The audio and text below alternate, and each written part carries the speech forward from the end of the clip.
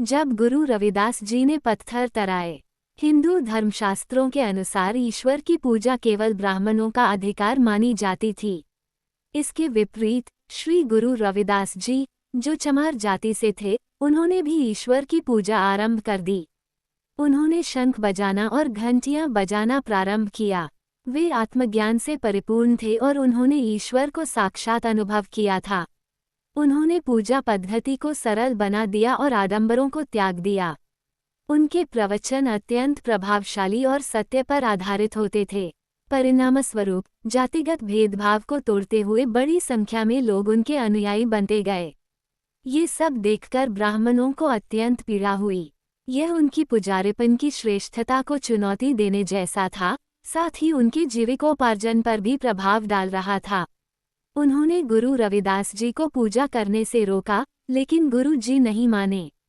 उन्होंने पूजा को अपना जन्मसिद्ध अधिकार माना। अंततः ब्राह्मणों ने काशी नरेश हरदेव सिंह से शिकायत की। राजा ने गुरु रविदास जी को दरबार में बुलाया। गुरु जी ने समझाया कि पूजा हर व्यक्ति का अधिकार है और वे सच्चे भक्त हैं। निर्णय के लिए ये तय हुआ कि दोनों पक्ष अपने अपने ठाकुर इष्टदेव की मूर्ति को गंगा नदी में लाएं। जिसका ठाकुर पानी में तैरेगा वही सच्चा भक्त माना जाएगा। निर्धारित दिन पर ब्राह्मण और गुरु रविदास जी राजघाट गंगा के तट पहुँचे। ब्राह्मणों ने रुई में लिपटे छोटे ठाकुर पत्थर लाए थे, जबकि गुरु जी अपने कंधे पर 40 किलोग्राम वजनी वर्गाकार पत्थर को अडिग विश्वास के साथ लेकर आए। काशीवासियों की विशाल भीड़ वहां एकत्र थी। राजा और दरबारी भी उपस्थित थे। सबसे पहले ब्राह्मणों की बारी आई। सभी तिलकधारी, मुंडित सिर वाले, जनेऊ पहने ब्राह्मण मंत्र पढ़ते हुए एक एक कर अपने ठाकुर पत्थरों को जल में छोड़ते गए। लेकिन सभी पत्थर धीरे धीरे जल में डूब गए।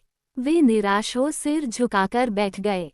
दर्शक स्तब्ध रह गए। अब बारी आई गुरु रविदास जी की। सभी की निगाहें उन्हीं पर टिकी थीं।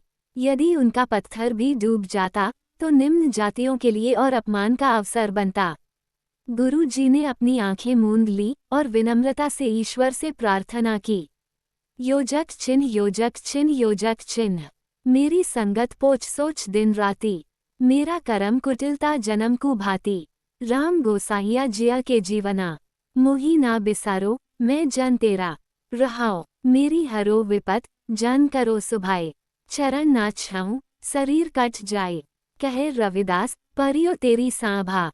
बेगी मिलो जन, करूं ना बिलंबा। योजक चिन्ह, योजक चिन्ह, योजक चिन्ह। प्रार्थना के पश्चात आकाश में एक दिव्य प्रकाश फैला। गुरु जी ने पत्थर को गंगा में धीरे से रखा। सभी दर्शकों के आश्चर्य के बीच वह भारी पत्थर गंगा की पारदर्शी नीली जलधारा में तैरता रहा। गुरु जी मुस्कुराए और ईश्वर को धन्यवाद दिया। ब्राह्मणों की हार हो चुकी थी। वे झूठे उपासक सिद्ध हुए। राजा ने गुरु रविदास जी को सच्चा भक्त घोषित किया। सभी दर्शकों ने उनके चरणों में नतमस्तक होकर श्रद्धा व्यक्त की। गुरु जी को स्वर्ण पालकी में नगर भ्रमण कराया गया। जनमानस की सोच में परिवर्तन आया और उन्होंने गुरु जी तथा निम्न वर्ग के लोगों के प्रति सम्मान भाव विकसित किया। कुछ समय पश्चात एक भव्य समारोह आयोजित हुआ, जिसमें गुरु रविदास जी की विजय का उत्सव मनाया गया। उन्हें रत्न जड़ित सुंदर आसन पर विराजमान किया गया। दरबारी, दीवान, विद्वान, सरदार और अन्य विशिष्ट जन उपस्थित हुए। सभी ने गुरु जी की प्रशंसा की। राजा और उनका परिवार तुरंत ही उनके अनुयायी बन गए। समारोह के अंत में मिठाइयाँ बांटी गईं। लोगों ने श्रद्धा से उनके चरण स्पर्श किए और स्तुति गाते हुए घर लौट गए। ये घटना दरबार के इतिहास में सुनहरे अक्षरों में लिपिबद्ध की गई।